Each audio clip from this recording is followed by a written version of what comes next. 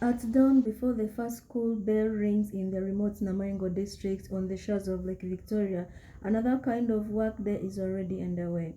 Here, children who should be tracing letters in their exercise books instead bend over pools of muddy water, their small hands examining mud in search of gold. Some are barely 10 years old. What should be hours of learning are instead spent hunched over seas and spades chasing fragments of a mineral that has come to define both hope and hardship in the district carved from Bujiri district on July 1st, 2010. The promise of quick money pulls them in and holds them captive. In a district where many children have abandoned classrooms for mining sites, education is traded for a few thousand shillings a day, often not enough to guarantee even a single meal. These mines are not officially regulated by the state and child labor is not controlled. Working conditions are extremely difficult and safety measures are non-existent. The children are involved in all stages of the mining process, which is done entirely by hand, putting their health and sometimes their lives at risk. The investigation begins in the field jail around Namaingo, where the promise of gold masks a harsher truth.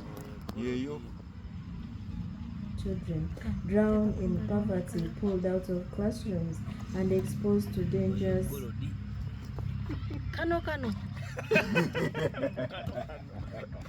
Long hours, the fragile earnings, the risks of collapse, injury, and toxic exposure. As I follow the trail of gold from these remote mining sites to the wider economy, I uncover a system that quietly depends on the labor of the youngest and most vulnerable.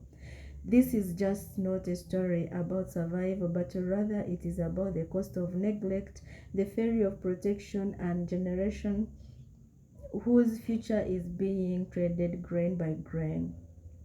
According to International Labour Organization, an estimate of 1 million children are working in artisanal and small-scale gold mines across the globe. They are facing numerous problems among lack of education, poverty, early marriages, teenage pregnancies, and child-to-child sex. At the end of the day, they get subjected to dangerous working conditions. Artisanal and small-scale gold mining in Namaingo district can be traced back in 2018.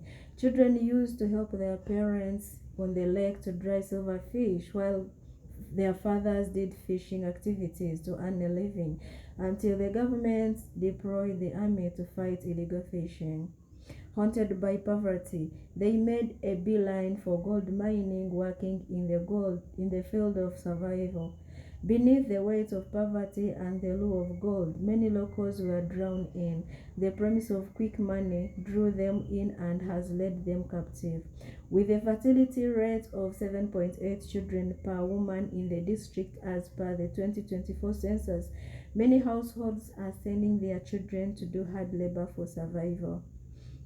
Parents believe that if all members of the family work, including children, and pool the money together, they would get rich.